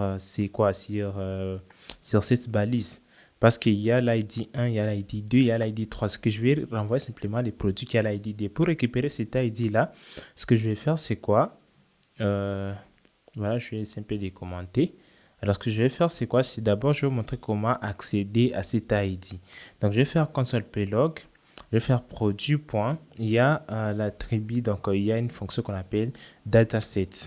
Et ça, c'est une fonction qui prend un paramètre, donc qui prend en charge toutes les attributs qu'on a ajoutés en utilisant data-n'importe quel nom. Alors, je vais vous montrer. Je vais partir d'inspecter, puis dans console, vous allez voir. Regardez, on me renvoie directement. Il y a l'ID qui est là. Voilà. Je vois, là, quand je clique, regardez, j'ai directement le premier élément ID. On me donne la valeur même. Ce que je peux même ajouter les noms, je peux ajouter l'image, etc. Mais moi, j'ai voulu faire ça un peu dynamiquement. Donc, avec juste l'ID, je peux avoir accès à tous les détails. Donc, je vais faire quoi? Je vais faire produit.dataset. Donc, data filtre. Donc, je vais filtrer ça pour chaque produit. Je vais prendre uniquement les produits où son ID égale à l'ID du produit sur lequel on a cliqué. Donc, produit.dataset.id. C'est que je vais prendre en paramètre. Alors, je vais enregistrer et puis je vais essayer un peu de voir ça dans la console. Je vais faire, excusez. Donc, vu qu'on va me envoyer un tableau, je vais prendre les premiers éléments. Je vais faire console.log current product, donc le produit actuel. Alors, je vais enregistrer, je vais partir dans console pour voir ce que ça va donner. Alors, je vais cliquer sur un produit. Voilà, je pars d'abord dans console. Je vais simplement cliquer sur un produit. Vous allez voir ce que ça va donner. Et voilà, regardez, par magie, j'ai simplement l'élément là sur lequel, donc le détail, c'est l'élément que j'ai cliqué sur les produits auxquels j'ai cliqué. Alors, le bouton là fermé ne marche pas. Nous pouvons juste travailler sur ça. C'est juste quelques bouts de code. Alors, ce que je vais faire, c'est quoi? Je vais voir. Nous allons travailler un peu sur ces boutons fermés pour que nous puissions avoir la possibilité de fermer ça. Donc, je vais descendre un peu. Je vais commenter, fermer notre dialogue. Alors, ce que je vais faire, c'est quoi? Je vais d'abord ajouter un événement sur close. Et sur ces boutons close là, je vais sélectionner ça. Donc, je vais faire close égale à document.querySelector. Et puis, je mets le nom de la classe. Donc, je vais faire document.querySelector.close. Ce sera .close, voilà. Et puis, je vais ajouter un événement sur ces boutons. Quand on va cliquer sur ces boutons, je vais devoir fermer la boîte de dialogue. Donc, je vais ajouter une fonction qui sera exécutée. Là, je vais faire dialogue. Voilà. Ce que je vais faire, c'est quoi? C'est dialogue.close. Voilà. Alors, avec cette fonction, c'est que je viens d'ajouter un événement pour fermer notre dialogue en utilisant les boutons. Alors, regardez, je vais cliquer sur un produit. Regardez, voilà. Et puis, quand je clique sur fermer, ça disparaît. C'est que ça marche très bien. Alors, on travaille sur comment alors afficher les contenus. Lorsqu'on va cliquer, on va afficher alors les contenus, les images, la description, etc. Comment est-ce qu'on va procéder? On a déjà accès à toutes les données, on a déjà accès à tous les détails des produits sélectionnés. Comment est-ce qu'on va procéder? Alors, comme on l'a fait auparavant, nous allons toujours, il y a les codes qui se trouvent sur GitHub. C'est une fonction qui va nous permettre de générer les codes que nous allons injecter dans notre dialogue. Alors, partez sur GitHub, vous pouvez partir par exemple dans Final. Et puis dans Final, excusez. Donc, dans Final, vous pouvez partir dans Fonction.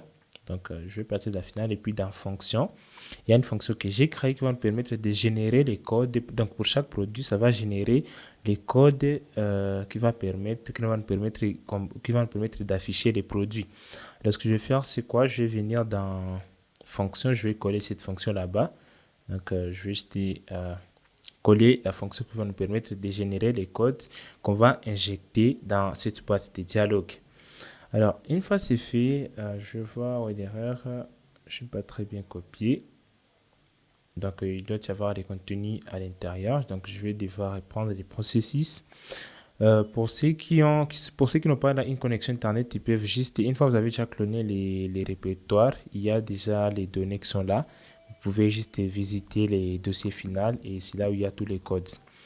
Voilà, je vais copier les liens. Je vais essayer un peu d'accéder sur l'élément là. Donc, dans fonction, toujours, final et puis fonction. Et puis, je vais sélectionner la fonction là-bas. Je vais sélectionner ça. Ok, voilà. Puis, je vais essayer alors de coller ça ici. Voilà, c'est que ça marche. Alors, cette fonction, ça prend un paramètre, donc generate dialog HTML. Ça va générer les codes HTML pour injecter dans la boîte de dialogue. Alors, ce qui va suivre, c'est quoi? Nous allons devoir créer alors une section dans laquelle nous allons ajouter notre balise. Alors, ce que je vais faire, je vais créer section. Alors, c'est une variable. Je vais faire document.createElement. Je vais créer un élément et ça sera une section HTML, donc une balise section. Et dans cette section, je vais ajouter quelques classes prédéfinies que j'ai déjà définies. Donc, ça se trouve dans CSS déjà. Donc, je vais faire class list.add. Je vais ajouter la classe, je vais me rappeler encore. Voilà, c'est la classe dialogue-menu. Et puis, dans la classe dialogue menu, nous devons alors générer les codes HTML que nous allons injecter dans cette balise. Alors, pour ce faire, je vais faire section.inHTML, donc les contenus HTML. Je vais utiliser la fonction que j'ai créée, donc generate dialog HTML. Et puis, je vais passer en paramètre les current products, les produits qu'on a filtrés, qu'on a déjà triés. Alors, je vais enregistrer. Donc, nous allons mettre en paramètre les produits là, les produits actuels, donc les produits sur lesquels l'utilisateur a cliqué, excusez. Et c'est ce que nous allons afficher. Donc, ce sont là les données que nous allons créer. Alors voilà, nous venons de terminer avec cette partie. Nous allons tester, voir si une fois ça va marcher. Donc, avec cette fonction qui nous génère le code, nous allons voir les rôles de ces codes. Et voilà, je vais faire dialog.append. Alors, je vais ajouter alors cette section que nous avions créée dans le parent. Donc, je vais l'append dans la dialogue. Alors, regardez, quand je vais cliquer, waouh, c'est que ça marche directement. Donc, ce que ça fait, c'est quoi? Regardez la fonction. Nous avons créé la partie gauche, donc c'est là où il y a l'image. Regardez, donc c'est là où il y a l'image principale. C'est dans la partie gauche, c'est cette partie là-bas. Et à part cela, il y a la partie droite, c'est là alors il y a notre contenu. Il y a les notes du produit, il y a les détails, il y a donc c'est là où il y a tous les détails dans la partie droite. Comme vous pouvez le voir, il y a des données qui sont rendues dynamiquement et il y a des données statiques. Pour la couleur, là, nous allons travailler aussi sur cette partie. Regardez, ce sont les deux parties là-bas, donc pour les différentes couleurs. Il y a aussi la taille, il y a les boutons. Donc, vous pouvez juste défiler et checker ces codes. Tout est là-bas, tous les éléments que nous venons d'afficher. Alors, une fois ça marche, alors on va essayer encore d'ajouter notre élément pour voir. Alors, quand je clique sur notre élément, regardez, ça devient deux éléments. Tandis que moi, je veux voir un seul produit. Mais comment ça s'est fait? Parce que lorsque je clique, ça crée directement une autre section. Donc, il y a des sections qui sont en train de se suivre. Alors, comment est-ce qu'on va éviter cela? C'est pour résoudre ces problèmes, nous allons commencer premièrement, lorsqu'on clique sur l'item, on doit d'abord effacer les contenus qui se trouvent dans la boîte de dialogue et puis on va alors créer le nouveau contenu. Donc, c'est comme ça qu'on va résoudre ces problèmes. Alors, ce que je vais faire, c'est quoi? Je vais venir ici, je vais d'abord supprimer la section. Donc, une fois on vient de cliquer sur l'élément, on doit d'abord supprimer ce qui était avant et puis créer des nouveaux éléments. Alors, regardez, je vais faire const contenu, donc les contenus de notre boîte de dialogue.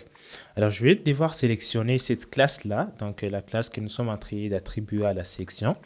Donc, ça sera que classe, voilà, c'est dialog menu. Donc, c'est ça la classe que nous allons sélectionner. Et une fois sélectionné ça, nous devons d'abord supprimer ça. Et comment est-ce qu'on va supprimer un élément d'IDOM? On va faire contenu dialog. Voilà, je m'excuse. Si une fois le contenu existe, parce que initialement le contenu n'existait pas, et nous aurons un array vide ou un élément vide.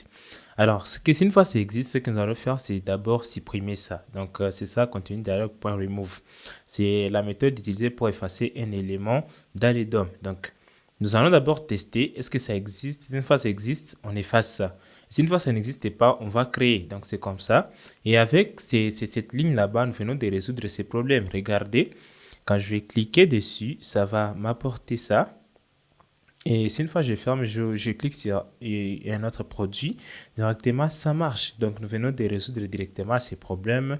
Il faut aller juste supprimer le contenu avant de les rendre pour éviter d'avoir plusieurs rendus de plusieurs produits. Alors une fois nous venons de terminer, nous allons alors parler un peu de certaines fonctionnalités. Par exemple, il y a la fonctionnalité sur la couleur. Donc on va changer la couleur des fonds pour chaque produit. Comment est-ce qu'on va faire? Alors, toujours dans notre fonction, donc dans notre boucle, parce que c'est là où ça se trouve, donc dans l'événement clic, c'est là où nous allons continuer. Alors, nous allons faire quoi? Alors, ce que nous allons faire, nous allons premièrement sélectionner les éléments. Donc, je vais d'abord ajouter un commentaire, change la couleur, voilà. Ce que je vais d'abord sélectionner tous les éléments qui représentent notre couleur, nos deux couleurs, regardez. Sur Colors, il y a deux divs. Donc, il y a Color Change, il y a Color Change, ce sont des divs. Donc, pour sélectionner les deux, je vais faire juste Query Select All. Je crois que vous savez déjà. Donc, je vais faire Colors, par exemple, couleur égale à document.querySelectAll. Je vais prendre tous les éléments qui ont la classe Color Change. Donc, tous sont des classes. Voilà, parce que ça doit être une classe. OK, donc Change. Voilà.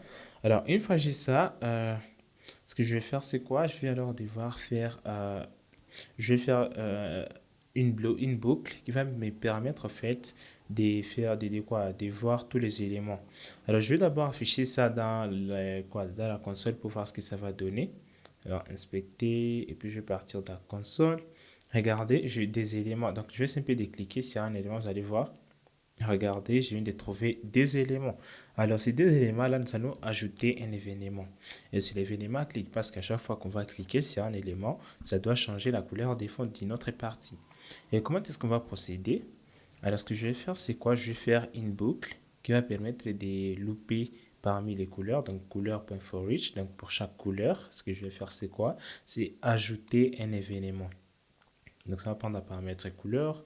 Et puis, je vais faire couleur.addEventListener et l'événement que je vais écouter, c'est click. Et puis, je vais passer un paramètre une autre fonction. Et cette fonction, alors, ça va permettre, je vais tester d'abord ça. Donc, je vais faire alerte. Je suis cliqué, par exemple. Je vais enregistrer. Je suis cliqué. Voilà, je vais enregistrer. Alors, je vais simplement cliquer sur une de ces couleurs-là. Donc, je vais venir là-bas. Je vais cliquer et je vais cliquer sur une de ces couleurs. Voilà, c'est que ça marche. Je vais cliquer sur l'autre couleur, ça marche. Alors, nous, ce que nous voulons, c'est quoi? C'est que lorsqu'on clique, que ça puisse changer la couleur des fonds de l'autre partie. De cette partie, il y a les produits. Mais comment est-ce qu'on va procéder? Alors, je vais vous montrer ce que nous allons faire. Nous allons sélectionner la partie gauche parce que c'est la partie que nous allons changer la couleur. Donc, ce que je vais faire, c'est quoi? Je vais faire const. Je vais devoir déclarer la partie que nous allons changer. Donc, background image. Donc, cela égale à document.querySelector. Je vais alors mettre là point gauche. Ça doit être gauche. Voilà. Voilà. Une fois c'est sélectionné, je vais alors devoir taper une condition.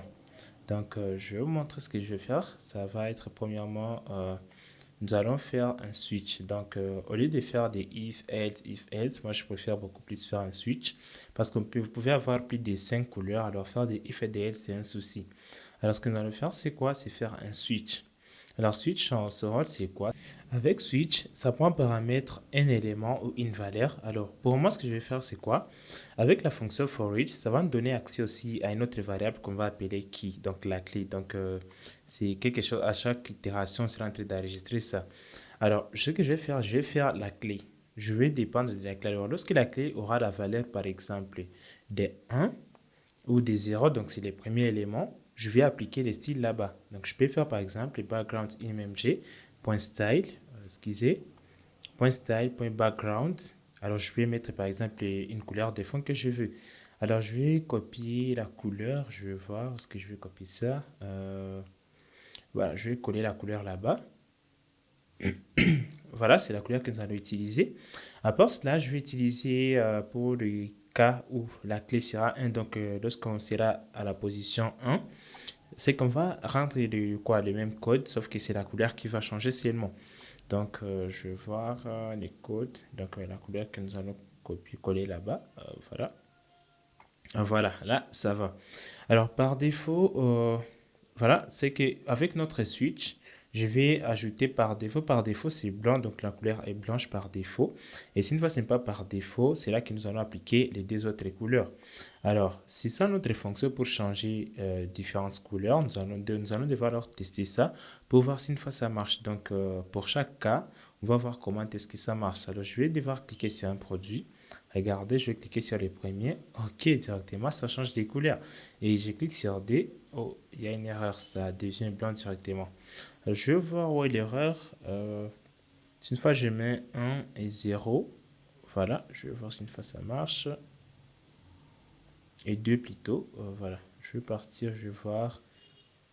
Alors, voilà, je vais tester. Oh là là, c'est quoi l'erreur? Attendez, c'est que ça marche, sauf qu'il y a avec un problème des clés. C'est que nous allons voir comment rectifier ça. Donc, je vais venir ici, je vais voir. Alors, au lieu de break, je vais simplement supprimer les breaks. Je vais enregistrer parce qu'avec break, ça coupe directement la boucle. Donc, je vais simplement décliquer et voir ce que ça donne. Alors, vu que ça ne marche pas, ce que je vais faire trop simple. Je vais revenir dans mes codes. Je vais supprimer le deuxième cas. Je vais laisser simplement case 1 et default. C'est dans default que je vais mettre une autre couleur. Donc là, ça va être deux couleurs. Je vais enregistrer. Voilà. Je vais partir ici, je vais voir, je vais simplement cliquer sur un chapeau, je vais changer la couleur, voilà, ça marche. Sauf que regardez, c'est l'inverse. Alors comment est-ce qu'on va régler ça? Au lieu des 1, je vais mettre 0. Donc là où la première position, je vais appliquer ça. Et pour les cas échanges, je vais appliquer la deuxième couleur. Donc voilà, ça marche avec la partie couleur. Alors, après la partie couleur, nous allons alors travailler sur la partie ajouter au panier. C'est ce que vous voyez dans la plupart des sites web. Et alors, nous allons travailler cela. Regardez, nous voulons changer au fait ce qui se passe. Donc, pour commencer, la première des choses, c'est quoi? Je vais d'abord initialiser. Donc, je vais créer une fonction dans laquelle je vais ajouter tous les produits qui seront ajoutés dans la carte. Donc, lorsque vous cliquez sur un produit, on doit l'ajouter dans quelque chose comme une base de données. Alors, nous n'avons pas de base de données. Nous allons utiliser juste un simple tableau. Donc, je vais déclarer ça. Alors, je vais simplement changer le contenu de ces labels-là. Donc, je vais initialiser les nombres, la balise dans laquelle s'affiche le nombre 4. Donc, je vais faire quoi? Je vais commenter. Voilà. Donc, initialiser le nombre de produits. Donc, je vais créer une variable que je vais appeler par exemple le nombre. En créant cette variable, et comme ça, je vais faire égal à document.querySelector. Donc, je dois sélectionner cet élément-là dans lequel j'affiche les contenus. Alors, je vais venir dans HTML, je vais voir c'est quoi cet élément. Voilà, je vais voir c'est quoi. Voilà, c'est nombre. Donc, c'est un nombre où il y a 4. Donc, ce que je peux faire, c'est quoi? Je vais devoir sélectionner ça en DOM pour que je puisse changer les contenus du texte. Alors, ce que je vais faire, c'est quoi? Je vais venir ici sur index, je vais faire query selector point carte et puis point nombre. Donc, je vais désélectionner l'élément. Et après avoir sélectionné l'élément, je vais alors initialiser. Donc, je vais mettre les styles. À part les styles, je vais alors donc je vais changer la couleur. Je vais voir si une fois j'ai bien sélectionné ça. Alors regardez, c'est que ça marche. Donc j'ai très bien sélectionné l'élément. Alors je vais supprimer ça. Moi ce que je vais c'est changer les contenus. Donc je vais faire text content et ça va contenir alors la taille de notre tableau. Donc products container.length. C'est dans ce tableau où nous serons en train d'ajouter les produits que l'utilisateur vient d'acheter dans les paniers. Donc je vais faire produit carte. .length. C'est là où nous allons tirer tous nos éléments et c'est là où nous allons tirer la taille de ces tableaux. Regardez, directement, initialement, c'est 0 parce que dans cette variable, il n'y a rien du tout. C'est un tableau vide. Alors, nous allons devoir alors jouer avec le bouton ajouter dans les paniers. C'est ce que nous allons travailler maintenant. C'est sur ça que nous allons travailler. La logique derrière les boutons, ajouter un produit dans les paniers. Alors, pour commencer, nous allons commencer d'abord par localiser notre bouton. Donc, nous devons sélectionner ça, tout comme on le fait toujours. Donc, je vais venir ici dans fonction parce que c'est là où se trouvent les contenus de notre dialogue, notre boîte de dialogue. Je vais venir là-bas regarder notre bouton à la classe ajouter. Donc, je vais faire const ajouter égal à document.querySelector. Donc, je vais sélectionner l'élément en utilisant la classe. Donc, je vais mettre là point ajouter. Excusez, je vais faire point ajouter. Donc, c'est ça le nom de la classe. Ajouter, voilà. Alors, et là, sur ajouter, je vais alors devoir ajouter un événement. Donc, je vais ajouter un écouteur d'événement. Alors, ce que je vais faire, c'est quoi? Je vais faire ajouter, puis add event listener. Et l'événement que je vais écouter, c'est click. Et la fonction que je vais exécuter alors, voilà. Et la fonction que je vais exécuter va se passer là-bas. Alors, ce que moi, je vais faire, c'est quoi? C'est que lorsque l'utilisateur clique, je vais premièrement ajouter l'élément dans la base de données ou dans les paniers de la variable que j'ai créée.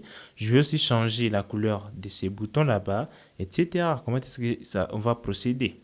Alors, je vais vous montrer comment est-ce qu'on va procéder. Vous allez voir que c'est trop simple. Alors, je vais vous montrer. Alors, lorsqu'on va cliquer, nous devons ajouter ces produits-là dans notre panier. Alors, regardez. Produit cards.push. Push, c'est la fonction utilisée pour ajouter un élément dans un tableau. Donc, je vais ajouter les produits actuels. Donc, current product. Vous souvenez-vous que cette variable, on l'a créée juste en haut et on l'utilise pour trouver le produit sur lequel on a cliqué. Alors, Pour les boutons ajouter aussi, je vais changer les contenus. Donc, une fois on vient de cliquer sur l'élément, je vais changer les contenus. Donc, ça va être effacé du panier. Donc, ça sera le nouveau contenu. Regardez. Une fois je clique là-bas, puis je clique sur ajouter au panier, directement, regardez, le texte vient de changer. C'est que ça va. Alors, mais le nombre là n'a pas changé. Regardez, si une fois je clique, le nombre n'a pas changé. Alors, ce que je vais faire, nous allons gérer tout cela. Alors, je vais faire d'abord juste un peu d'ajouter la classe pour supprimer. Donc, je vais mettre ça en rouge. Il y a une variable que j'ai créée. Donc, ça sera ajoute. Voilà, ça c'est une classe qui va me permettre d'avoir une couleur rouge sur les boutons. Regardez, je vais cliquer. Voilà, directement, ça change des couleurs. C'est que ça va déjà. Alors, ce qui va suivre, c'est quoi? C'est que nous allons voir comment alors changer aussi les contenus. Donc, une fois on ajoute dans les paniers, ça doit aussi changer des numéros. Donc, le nombre doit changer, doit être incrémenté. Alors, je vais faire quoi? Je vais simplement actualiser. J'ai déjà sélectionné la variable, regardez. J'ai déjà la variable nombre produit. C'est que je peux juste venir ici et faire nombre produit sera égal alors à la nouvelle variable, à la nouvelle taille de notre produit. Donc, texte content sera égal à produit carte.length. Donc, la nouvelle taille de notre produit. Voilà. Length. Et puis, je vais enregistrer. Alors, à chaque fois que je serai en train de cliquer sur un produit, d'ajouter, on sera en train d'incrémenter les chiffres là. Regardez, je vais fermer, vous allez voir. Ça marche. Je vais simplement d'ajouter, de cliquer sur un autre. Voilà, directement c'est 2. Donc, je peux continuer à ajouter, ça va changer. C'est que nous venons de terminer avec cette partie. Sauf que ce n'est pas encore fini. Il y a une autre erreur. Je vais vous montrer ça. Alors, imaginez votre produit existe déjà dans les paniers. Alors, lorsque vous y cliquez encore, ça augmente toujours les paniers. Or, nous ne voulons pas cela. Nous voulons une fois augmenter, nous voulons directement que ça puisse rester ce même produit, mais peut-être c'est la quantité qui peut changer. C'est dans ce cas où nous allons créer une petite fonction qui va nous permettre de tester si une fois d'abord les produits existent déjà dans les tableaux. Alors, nous allons voir tester produits. Donc, à chaque fois qu'on clique, on teste d'abord est-ce que les produits existent. Parce que si une fois les produits existent, on ne veut plus afficher les boutons ajoutés dans les paniers. Donc, on veut juste afficher les boutons effacés, par exemple. C'est ce que nous allons faire. Donc, c'est une fonction qui va prendre un paramètre, un tableau et les produits en question qu'on veut tester. Et voilà, ce que je vais faire, c'est quoi? Je vais venir là-bas. Je vais alors implémenter cette logique.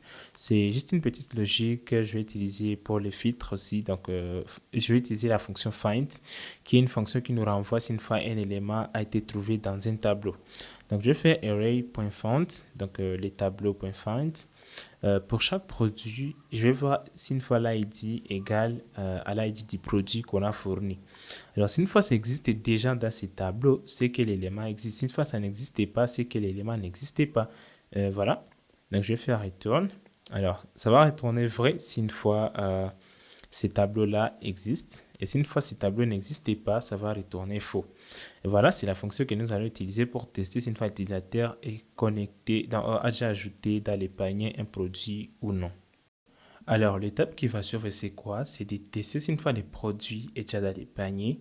Et une fois dans les paniers, c'est là que nous allons, une fois on clique, directement on va afficher, si une fois c'est déjà dans les paniers, on va afficher les boutons effacés. Donc, on n'a plus besoin d'afficher les boutons effacés, tandis que les boutons, donc on n'a plus besoin d'ajouter les boutons ajoutés dans les paniers, tandis que le produit s'y trouve déjà dans les paniers. Alors, c'est ce que nous allons faire. Donc, avant de rendre pour les boutons, par exemple, pour les boutons ajoutés, donc, nous allons commencer, nous allons placer la condition. Nous avons déjà une fonction qui nous permet de tester si une fois le produit existe dans la liste des produits qui sont déjà dans les paniers. Si une fois ça existe, on va directement afficher les boutons effacés. On ne va plus afficher ajouter. Sinon, si une fois on affiche ajouter, ça serait une erreur. Alors, nous allons faire if test si produit existe. Je vais passer en paramètre l'array ou les tableaux. Donc, les tableaux, mon tableau, c'est les tableaux que j'affiche, donc les tableaux des éléments qui se trouvent dans les produits, dans la carte plutôt. Donc, je vais faire produit carte. Et puis, je vais passer alors les produits que je vais tester.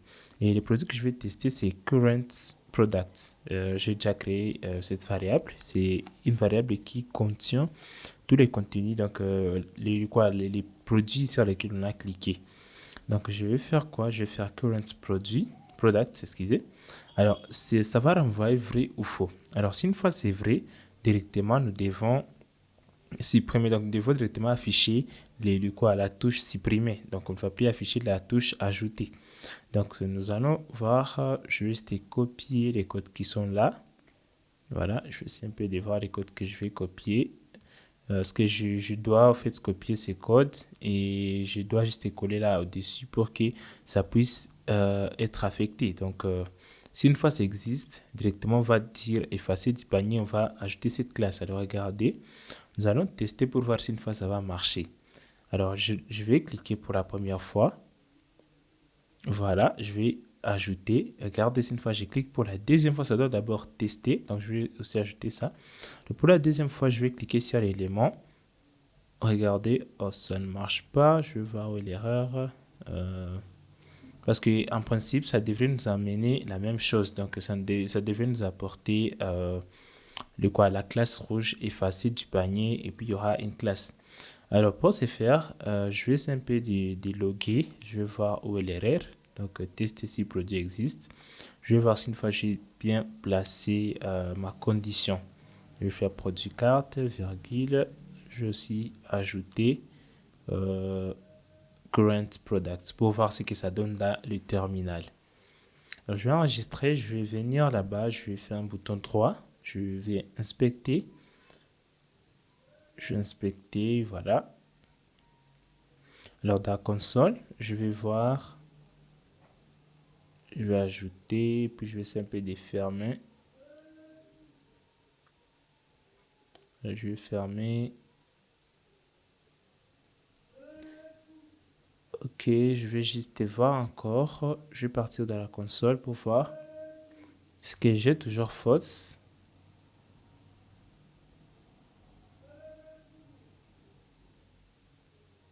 J'ai une erreur en fait. Et je vais voir l'erreur, c'est quoi? C'est que je fais référence, je vais voir. En fait, l'erreur, c'est que je fais référence au bouton ajouter tandis que comme vous le savez, JavaScript exécute les codes en suivant l'ordre, donc en descendant. Alors, je suis en train de créer, de mettre un texte. Donc, je suis en train d'affecter le texte, le contenu à un élément qui n'est pas encore créé. Donc, je vais juste déplacer les codes. Je vais juste mettre ça en dessus, en bas des boutons ajoutés pour que ça puisse avoir effet. Alors, je vais voir, voilà, je vais essayer un peu d'ajouter dans les paniers un produit. Je vais ajouter, je vais fermer. Si une fois je reviens encore, voilà, directement, nous venons de voir que c'est déjà dans les paniers. Alors, regardez, si une fois je clique sur un nouveau produit, regardez, si une fois je retourne encore, on me dit que c'est déjà ajouté. Si une fois, c'est déjà dans les paniers. Donc, nous venons de terminer avec cette fonctionnalité sur ajouter dans panier.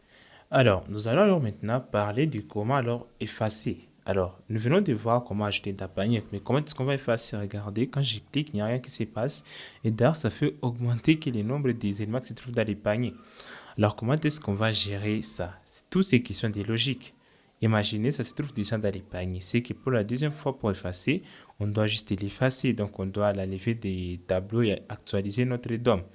Alors, ce que nous allons faire, donc, là où nous venons, sur les boutons ajouter, nous allons ajouter quelques codes. Premièrement, nous allons tester si une fois le produit existe déjà dans la carte, donc dans la liste des produits dans les paniers. Alors, c'est pour ça que je vais faire tester si le produit existe. Si une fois ça existe, ce que nous allons faire, c'est quoi? Nous allons rendre le bouton effacer. Donc, je vais vous montrer. If tester si le produit existe, ça prend un paramètre produit. Alors, je vais devoir exécuter ce code. Donc, si une fois les produits existent, donc je vais faire quoi? Else. Je vais devoir faire monter les contenus là-bas. Donc, ça sera effacé. Si une fois ça n'existait pas. Et si une fois ça existe, nous allons exécuter quel code? Je vais voir, ce sera les mêmes codes, sauf qu'il y aura une différence. Regardez. Je vais voir. Voilà, en fait, c'est les boutons là que je vais travailler. Donc, je vais ajouter toujours les boutons ajouter si une fois ça n'existait pas. Alors, je vais créer Boolean Text. Je vais copier juste quelques codes que j'ai mis sur les boutons ajouter dans les paniers qui vont nous permettre au fait d'avoir notre ancien bouton. Donc, je vais copier, voilà. En fait, ça, c'est les codes pour les boutons ajoutés dans les paniers. Voilà, c'est les codes qui existaient là. C'est les mêmes codes, voilà. Alors, une fois nous venons de tester, et si une fois c'est vrai, directement, nous allons afficher ajouter dans panier. Et si une fois ça existe, alors regardez, je fais ajouter.in.html, ça sera alors égal à btn text. Voilà, je vais enregistrer. Alors, lorsqu'on va cliquer sur l'élément, regardez, on clique sur l'élément, initialement c'est ajouté. Quand je clique sur ajouter, regardez, cette fois je clique pour la deuxième fois, j'ai ajouté d'appareil, c'est que ça marche. C'est que pour la deuxième fois, nous sommes en train d'effacer encore l'élément dans les tableaux. Alors là-bas, ce que je vais faire, c'est quoi? Je dois alors supprimer l'item présent dans notre tableau. Alors je vais vous montrer ce qu'on va faire. D'abord, je vais essayer un peu d'enlever la classe ajoute qui apporte cette couleur rouge là. Donc je vais l'effacer. Remove. Donc, lorsqu'on vient d'effacer les produits dans les paniers, on doit directement changer aussi la classe. Voilà, je vais enregistrer. Je vais essayer un peu de voir si une fois ça va marcher. Voilà, deuxième fois. Voilà, ça ne marche pas. Je vais mal écrit la classe. Voilà, je vais corriger, c'est ajoute, mais pas ajouter. Donc, je vais voir ce que ça va donner. Je vais cliquer pour la première fois et pour la deuxième fois. C'est que ça marche très bien. Alors, ce que je vais faire, c'est quoi? Je vais devoir aussi actualiser le nombre des éléments dans les paniers. Pour ce faire, c'est que je vais d'abord supprimer l'élément dans notre panier. Donc, je vais actualiser. Donc, produit carte sera égal à produit carte point filtrer. Donc, je vais filtrer, je vais prendre tous les produits, sauf les produits présents que nous venons de supprimer. Donc, ça sera p.id différent du currentProduct.id. Donc, ça ne doit pas apparaître encore. Et une fois que je viens de supprimer ça, je vais alors actualiser les nombres là-bas. Et j'ai déjà créé cette variable. Je vais faire nombre produit. Je vais faire .text content. Ça va être alors la nouvelle taille de notre tableau. Donc, produit carte.9. Je vais enregistrer. Je vais essayer un peu, je vais cliquer sur l'élément et voir si une fois ça va s'appliquer. Donc, je vais cliquer sur ajouter, je ferme. Il y a 1, je vais cliquer, je vais effacer et regarder, il y a 0. C'est que ça marche. Voilà, nous venons de travailler sur le bouton effacer et ajouter dans les paniers. Il est temps maintenant de travailler sur la dernière partie. Cette dernière partie, ça va consister au fait à gérer la quantité. Lorsqu'on clique sur ajouter dans les paniers, directement la quantité doit être à 1. Et initialement, la quantité doit être à 0. Alors, c'est ce que nous allons travailler. Donc, nous allons travailler sur les deux boutons, l'incrémentation, la décrémentation. Et ce sont juste des petites logiques que vous allez voir. Je vais vous laisser, vous allez juste vous-même améliorer la logique. Mais je vais juste vous montrer comment est-ce que ça marche. Donc, la première des choses, je dois d'abord sélectionner l'élément qui contient la quantité. Donc, je vais faire quantité égale à document.querySelector.quantité. Alors, ici, initialement, lorsqu'on clique sur ajouter, ça doit avoir la valeur de 0. Donc, quantité.textContent. Donc, je vais mettre text content. Ça doit être égal à 0. Donc, c'est ça le chiffre initial. Voilà, donc lorsqu'on clique, ça doit être un 1, excusez. Donc ça va être un 1, je vais enregistrer. Et une fois c'est un 1 initialement, donc je vais vous montrer ce que ça va donner. Je vais cliquer sur un produit. Quand je clique sur ajouter au panier, directement ça devient 1. Alors ce que nous allons travailler sur quoi? Lorsqu'on clique sur appli, ça doit augmenter et quand je descends, ça doit descendre. Alors ce que nous allons faire, là sur quantité, je vais devoir sélectionner d'abord les deux boutons. Donc, réduire. Donc, c'est ça les boutons moins. Je vais faire document.querySelector. Je vais sélectionner les boutons moins en utilisant les classes. Je vais voir. Il y a ajouter. Et puis, il y a... non, c'est pas ça. Je vais voir. Donc là, voilà, je vais sélectionner fa minus. Donc, fa solide, fa minus, ce sont deux classes que je vais sélectionner. Je vais vous montrer ce que je vais faire. C'est quoi? Counter, donc je vais mettre point counter et puis je mets point minus. Donc je vais voir, donc c'est fa minus, voilà ce que je vais sélectionner. Alors une fois c'est fait, je vais devoir aussi sélectionner les boutons ajouter. Donc je vais const ajouter btn. Alors, ça va être aussi, je vais sélectionner comme j'ai procédé pour la première partie. Donc, incrémenter, voilà. Égal à document.querySelect. Et puis là, je vais alors ajouter .count et puis ça va suivre alors avec fa place. Donc, c'est ça la sélection que moi je vais effectuer. Et une fois c'est fait, je vais alors commencer à ajouter les événements sur chacun des boutons. Alors, je vais commencer par les boutons réduire. Voilà, parce que je vais ajouter un événement dessus. Donc, .add event listener. Et l'événement, ça sera les clics. Et pour chaque clic, ce que je vais faire, c'est que je vais réduire la quantité de cet élément. Donc, je vais faire quoi là, sur clic. Je vais d'abord incrémenter parce qu'on ne peut pas faire réduire sans incrémenter. Donc, je vais d'abord incrémenter et puis réduire. Mais je vais d'abord tester et puis je vais alors implémenter d'abord incrémenter parce qu'on doit d'abord incrémenter et puis réduire la valeur. Donc, je vais commencer par incrémenter et la fonction que nous allons exécuter, c'est quoi? Nous allons prendre la valeur qui se trouve là-bas et on va commencer à l'incrémenter par 1. Alors, ce que je vais faire, c'est quoi? Excusez. Je vais faire les quantités égales. Donc, j'écris juste, ça va être égal par exemple à test. Donc, test si produit existe. Donc, je vais voir si une fois ça existe, par défaut, la quantité doit être égale à 1. Donc, c'est ça la première des choses. Donc, si une fois, je devais tester si une fois les produits existent, je vais rendre ça à 1. Si une fois ça n'existe pas, donc ça sera 0. Alors, regardez. Si une fois ça existe, ça sera par défaut 1. Si une fois ça n'existe pas par défaut, ça sera 0. Et comme ça, là-bas, je vais alors devoir ajouter alors la fonctionnalité pour incrémenter. Alors, je vais voir, donc je vais enlever ça, voilà, parce que ça ne va pas simplement s'exécuter lorsqu'on sera dans l'événement d'incrémenter, mais je veux que ça puisse être au fait général. Vous voyez que la quantité 5 est là, or ça ne doit pas être là. Donc, pour ce faire, à chaque fois qu'on ouvre, on va d'abord tester. Si une fois ça existe, on met 1 par défaut. Donc, on ne veut pas que ça puisse rester 5 là-bas.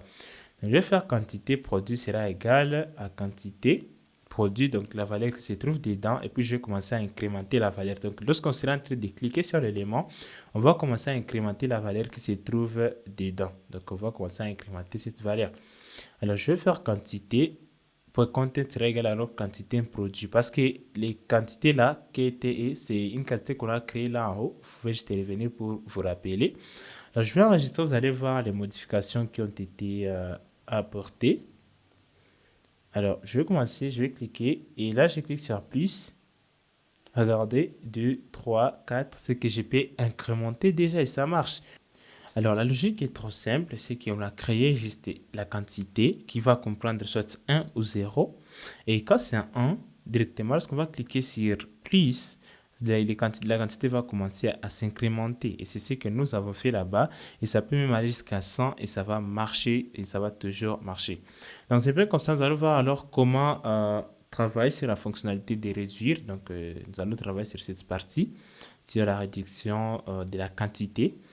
Alors, ça, je fais juste des manipulations des bases. Vous pouvez améliorer cela en ajoutant des objets, etc.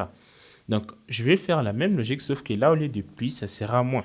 Alors voilà, là, je vais déterminer avec cette fonctionnalité. Regardez, ce que je vais faire, c'est quoi? Je vais cliquer là-bas, je vais cliquer sur moins. Quand je clique sur plus, ça va.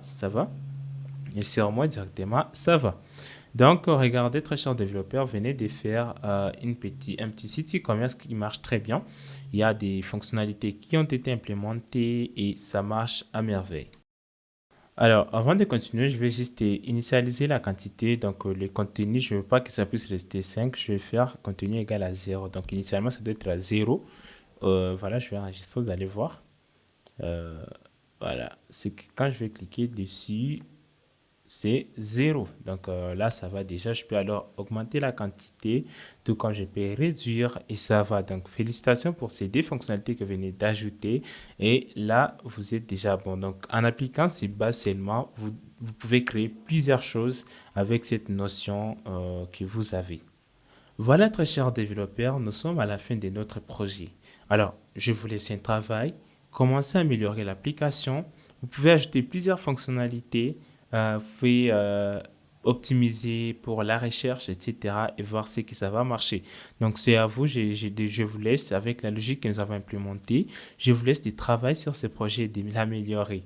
Alors, ce que vous venez de voir ici sont les bases du DOM. Et en apprenant cela, une fois que vous avez bien compris ces cours, c'est que vous êtes bon pour commencer même avec les frameworks, etc. Parce que les DOM est la base de tous les frameworks JavaScript. Donc, merci de nous avoir suivis et on se retrouve dans la vidéo prochaine.